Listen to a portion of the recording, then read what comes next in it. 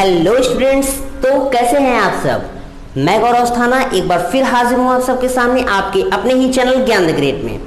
तो काफ़ी दिन से हमारी वीडियोस नहीं आ रही थी, तो उसके लिए आई एम रियली सॉरी, क्योंकि इस टाइम मेरी जो तबीयत है कुछ ठीक नहीं चल रही है। बट हाँ, मैं आपसे वादा करता हूँ कि अब से आपको वीडियोस हर दूसरे दिन आपको वीडियोस मिलेंगी और आपके पढ़ाई में बिल्कुल भी रुकावट नहीं आएगी।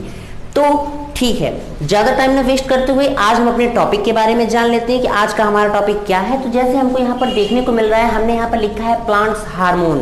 देखिए, मैं आपको class 10th second chapter control and coordination में आपको पढ़ा रहा था। उस चैप्टर में मैं आप लोगों को न्यूरल कंट्रोल में आपको नर्व सेल्स, ग्लैंड्स और भी बहुत सारी ऐसी चीज़ें हैं जिनको मैंने आपको वहाँ पर पढ़ा दिया था। तो आज हमको आप पढ़ाना है हार्मोन्स के बारे में, लेकिन वो हार्मोन्स किनके होंगे, वो होंगे आपके प्लांट्स के होंगे। ओके, तो देखिए, आप जानते हैं कि जो एनिमल होते हैं वो एक लिविंग बींग्स होते हैं। ओके, और जो प्लांट्स होते हैं वो भी एक लिविंग बींग्स होते हैं। तो जिस प्रकार से ह्यूमन बॉडी जो होती है वो ग्लैंड्स के कारण चलती है, तो ठीक उसी प्रकार से जो प्लांट्स होते हैं उनमें भी ग्लैंड्स होते हैं। पहली बात तो आप ये क्लियर कर लीजिए कि आपके जो प्लांट्स होते हैं उनमें नर्वस सेल्स या फिर न्यूरॉन्स नहीं पाए जाते हैं। ओके, तो ठीक है, ज़्यादा टाइम ना वेस्ट करते हुए आइए चलते हैं। तो आज का हमारा टॉपिक है प्लांट्स हार्मोन। और प्लांट्स हार्मोन क्या होते हैं कि ऐसे हार्मोन्स जो कि प्लांट से सीक्रेट होते हो उसे हम क्या बोलते हैं, प्लांट हार्मोन कहते हैं। Okay, so types of plants hormone. तो देखिए, हमने यहाँ पर 5 डिफरेंट टाइप्स ऑफ हार्मोन्स के यहाँ पर मैंने नाम मेंशन किया हुआ है, जिसमें पहला देखिए है auxin, gibberellin, cytokinin, abscisic acid और इथाइलिन। तो ये हमारे 5 ऐसे आपके प्लांट्स हार्मोन हैं जो कि प्लांट्स में अलग अलग पार्ट्स में और वो भी डिफिनिट पार्ट्स में वो क्या होते हैं, आपके फॉर्मेशन उनका होता है। तो ठीक है, आइए आगे देखते हैं कि ऑक्सिन जो होता है, ऑक्सिन जो हार्मोन होता है, इसको सबसे पहले एक साइंटिस्ट थे जिनका नाम था वेंट। क्या नाम था? वेंट। और इन्होंने सन 1924 में इन्होंने क्या किया था, इस हार्मोन की खोज की थी। कहने का मतलब क्या है कि ऑक्सिन जो है, इसको सबसे एक साइंटिस्ट थे, रशियन साइंटिस्ट थे जिनका नाम था वेंट। और वेंट ने इसको सबसे पहले क्या किया था, डिस्कवर किया था और इन्होंने इनके बारे में बताया था। तो आज हम देखते हैं कि ये आपके ऑक्सिन जो होते हैं वो क्या होते हैं और ये किस चीज़ों में ये पाए जाते हैं, इनका फंक्शन क्या होता है। तो देखिए, फंक्शन ऑफ ऑक्सिन के बारे में देखा जाए, इसके फंक्शन एंड वर्क के बारे में देखें तो इनका काम क्या होता है। देखिए जरा सा कि सबसे पहले तो इनके ये पाए कहाँ जाते हैं, तो सबसे पहले ये पाए जाते हैं tip of the root and shoot. कहने का मतलब क्या है कि ये हमारे प्लांट के एकदम टॉप पे और एकदम बॉटम पे यह पाए जाते हैं। ओके, और सबसे मेन बात, इनकी जो फंक्शन होती है, इनका फंक्शन क्या होता है कि ये क्या काम करते हैं, यह क्या करते हैं, हमारे प्लांट की जो सेल्स होती हैं उनको इलोंगेट कराते हैं। तो elongation of cells, is it clear. तो ये हमारे सेल्स को क्या करते हैं, इलोंगेट कराते हैं कि ये आपका जो सेल्स होते हैं किस तरह से वहाँ पर लंबी होती है, मैच्योर होती हैं। ओके, ये आपके प्लांट्स में आपने शायद प्लांट्स मूवमेंट पढ़ा होगा, अगर आपने नहीं पढ़ा होगा तो इसी टॉपिक में आपको पढ़ा देता हूँ। देखिए, प्लांट जो होते हैं वो कई तरीके से मूव करते हैं, ये नहीं कि उनके पैर आ जाते हैं और वो चलने लगते हैं, ऐसा नहीं है। प्लांट्स होते हैं, कुछ ऐसे स्टिमुलस होती हैं जिनके ऊपर वो क्या करते हैं, वो अपना स्टिमुलस को दिखाते हैं। तो बात ये होती है कि जो ऑक्सिन होते हैं वो ऑक्सिन क्या करते हैं, यह 2 ट्रोपिज्म, एक होता है phototropism and second is geotropism.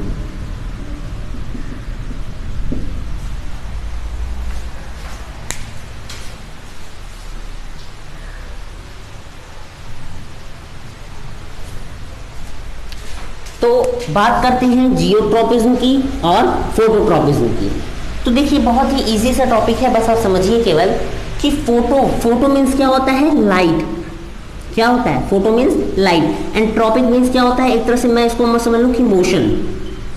कहने का मतलब क्या है कि आपको यहाँ पर एक फिगर दिख रहा होगा और आप फिगर में आप उसको देख सकते हैं कि जैसे कि फॉर एग्जांपल क्या करते हैं हम लोग, एक बहुत ही डार्क रूम लेते हैं और उसमें एक छोटा सा होल कर देते हैं जिससे कि सनलाइट उसमें आती रहे। बीच में हमें फ्लावर पॉट रख देते हैं, प्लांट रख देते हैं, और वो प्लांट क्या होगा कि धीरे धीरे जब कुछ समय बीतेगा तो वो प्लांट जो होगा उस होल से जो सनलाइट आ रही है उस होल की सनलाइट की तरफ वो क्या हो जाएगा, मूव कर जाएगा। ओके, और मूव कर जाएगा तो इसी को हम क्या बोलते हैं, फोटोट्रॉपिज्म। एंड जियोट्रॉपिज्म क्या होते हैं कि जियोट्रॉपिज्म में क्या होते हैं कि जैसे आपका जो जड़ होता है, जड़ वो हमेशा जमीन के नीचे के साइड ही जाता है, जो रूट होते हैं वो हमेशा अंडरग्राउंड ही जाते हैं, और इसी के लिए हम किसको क्या बोलते हैं, जियोट्रॉपिज्म। जियो मीन्स क्या होता है, ज्योग्राफिकल मतलब अर्थ, एंड ट्रॉपिज्म मीन्स मूवमेंट, मतलब अर्थ की तरफ मूव करना ही क्या कहलाता है, जियोट्रॉपिज्म कहलाता है। इसमें मैं आपको एक चीज़ और समझाना चाहूँगा कि इसमें जो फोटोट्रॉपिज्म होते हैं यह भी 2 टाइप्स के होते हैं। एक होता है पॉजिटिव और दूसरा क्या होता है, निगेटिव। पहला होता है positive phototropism and second is होता है निगेटिव फोटोट्रॉपिज्म। फॉर एग्जांपल देखते हैं, इसका हम लोग बहुत आसानी से समझेंगे इसको। जैसे कि हमने अभी आपको एग्जांपल दिया, एक डार्क रूम है, डार्क रूम में एक होल है, उसमें से सनलाइट आ रही है और वहाँ पे बीच में एक प्लांट रखा हुआ है, और प्लांट जो है वो सनलाइट की तरफ मूव कर रहा है। किसकी तरफ मूव कर रहा है, सनलाइट की तरफ मूव कर रहा है। अच्छा, अगर कोई हमारा प्लांट है, अगर प्लांट स्टिमुली के तरफ अगर मूव करे तो उसको हम बोलते हैं पॉजिटिव। उसको हम क्या बोलेंगे, पॉजिटिव बोलेंगे, चाहे वो फोटोट्रॉपिज्म हो चाहे वो जियोट्रॉपिज्म हो। क्लियर? अगर वो लाइट की तरफ मतलब फोटोट्रॉपिज्म मतलब लाइट की तरफ अगर वो मूव कर रहा है तो उसको हम क्या बोलेंगे, फोटोट्रॉपिज्म, पॉजिटिव फोटोट्रॉपिज्म। एंड अगर लाइट की अगेंस्ट मतलब उल्टा डायरेक्शन में, अपोजिट डायरेक्शन में अगर वो मूव कर रहा है तो उसको हम क्या बोलेंगे, निगेटिव फोटोट्रॉपिज्म बोलेंगे। तो उम्मीद है आपको यहाँ तक समझ में आ गया होगा। अब बात करते हैं अपना जियोट्रॉपिज्म की। तो जो जियोट्रॉपिज्म होते हैं वो भी क्या होते हैं, 2 टाइप्स के होते हैं। ये भी 2 टाइप्स के होते हैं, जिनमें पहला होता है पॉजिटिव एंड सेकंड होता है निगेटिव। Is it clear? तो इसमें भी वही है कि अगर अर्थ के समय, जैसे मान लीजिए हमारा अर्थ सरफेस है और अगर कोई फ्लावर पॉट हम लोगों ने यहाँ पर रखा हुआ है और जड़ जो है वो हमेशा नीचे की तरफ जा रहा है, तो ये क्या हो गया, जो आपका जो रूट है वो ग्राउंड के तरफ जा रहा है। तो तरफ जाने का मतलब क्या हो गया, पॉजिटिव। और यहाँ पर जो शूट होते हैं, ये शूट जो होते हैं वो क्या होते हैं, ये हमेशा ग्राउंड के एबव जाते हैं। ओके, तो ये क्या हो गया, ये निगेटिव जियोट्रॉपिज्म को शो कर रहा है, और बल्कि जो रूट है वो क्या कर रहा है, वो पॉजिटिव जियोट्रॉपिज्म को शो करता है। क्लियर हो गया? ओके, तो यहाँ तक तो इतनी चीजें समझ में आ गई। तो यहाँ पर मैंने ऑक्सीजन के बारे में क्या बताया कि जो oxygen was first invented by went in 1924 and the function and work is the oxygen it is also found in the tip of the root and shoot, and the main function of the oxygen hormone is elongation of cell, that is maturity of cell, and it also causes the phototropism and geotropism, means the stimulus, the movement above the light are called the phototropism, and the movement toward the earth is called the geotropism. So this is the topic of the oxygen. तो उम्मीद है आप लोगों को कि oxygen जो है वो आपको समझ में आ गया होगा। अगर नहीं भी समझ में आया है तो मैं आप लोगों को हर एक टॉपिक का आंसर मैं बताने के लिए तैयार हूँ। आप लोग बिलो द नीचे जाए, आप लोग कमेंट में जाइएगा, बिलो ऑप्शन में जाइएगा, और वहाँ पर आपको कोई भी डाउट्स होंगे, कोई भी चीज़ होंगी तो आप वहाँ पर कमेंट बॉक्स में पूछ सकते हैं, वहाँ पर आपको आंसर मिलेगा। तो मैं ये टॉपिक पढ़ाने के बाद मैं इस टॉपिक के अलावा मैं आपसे क्वेश्चन पूछना चाहूँगा। जो मेरे वीडियोस देखते होंगे वो मेरी वीडियोस में जानते होंगे कि मैं अपने हर एक वीडियोस में एक मैं आपको क्वेश्चंस देता रहता हूं, और आप लोगों को पिछला जो मेरा जो लेक्चर था ग्लैंड्स के बारे में, उसमें आप लोगों ने बहुत अच्छा रिस्पांस किया था। तो सबसे बढ़िया बात है कि अब बात करते हैं ऑक्सीजन की। मैं पूछूंगा कि जो आपने कभी टच मी नॉट वाला प्लांट देखा है, टच मी नॉट मतलब छुई मुई का पौधा देखा है, तो जो छुई मुई की पत्तियाँ होती हैं अगर हम लोग उनको टच करेंगे तो वो सिकुड़ जाती हैं। क्लियर है? फिर से क्वेश्चन सुन लीजिए कि जैसे छुई मुई की पत्तियां हमने उसको टच किया तो वो क्या हो जाएंगी, मुड़ जाएंगी। तो उनका जो मुड़ना, वो जो मूवमेंट हुआ वो किस तरह का मूवमेंट है, अगर आप लोग को पता है तो नीचे कमेंट बॉक्स में जरूर से बताइए, मैं आपके आंसर का इंतजार करूंगा। तो चलते हैं अगले टॉपिक पर जिसका है जिब्रेलिन है। तो मैं इसको इरेज करना चाहूँगा।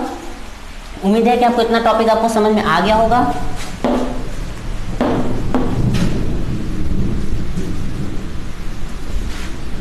ओके, सो अब बात करते हैं जिबरलिन की। तो जो जिबरलिन होता है वो जिबरलिन को सबसे पहले खोजा था कुरोसावा ने।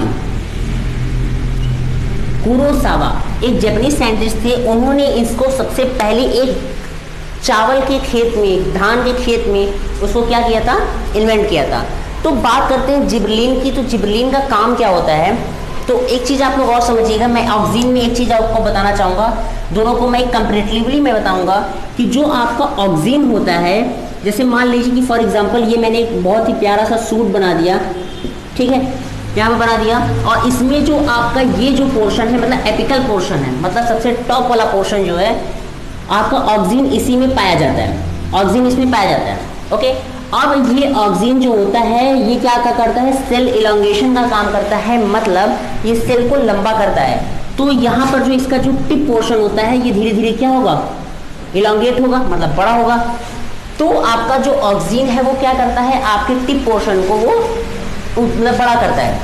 वहीं पर जो जिबरलिन होता है ये यहाँ पर जो आपके होते हैं साइड पोर्शन जो होते हैं, मतलब बगल बगल में जो लेटरल बर्ड्स होती हैं, लेटरल बर्ड्स को क्या करता है, ये जो आपका जिबरलिन होता है ये इनको बढ़ाता है।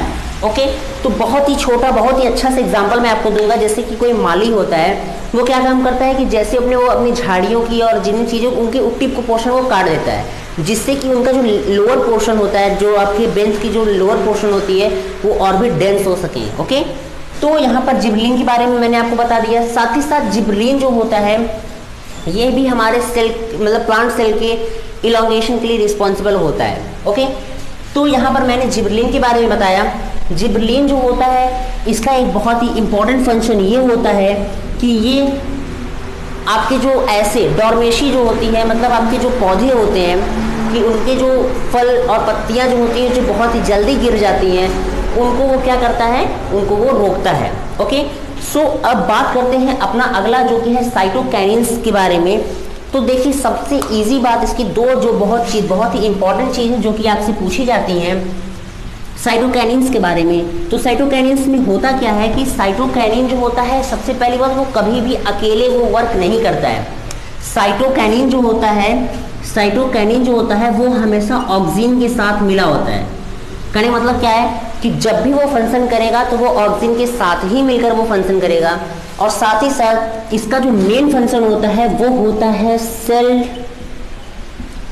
डिवीजन का। कहने का मतलब क्या है कि जो साइटोकाइनिन हार्मोन्स है वो प्लांट्स में उपस्थित जितनी भी सेल्स होती हैं उन सेल्स को क्या करता है, उनको डिवाइड कराता है।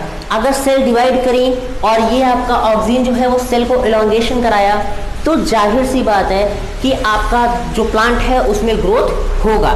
तो इसी चलते मैं आपको एक बहुत ही इंपॉर्टेंट टॉपिक बताना चाहूँगा, तो आप लोग समझिएगा ज़रा सा।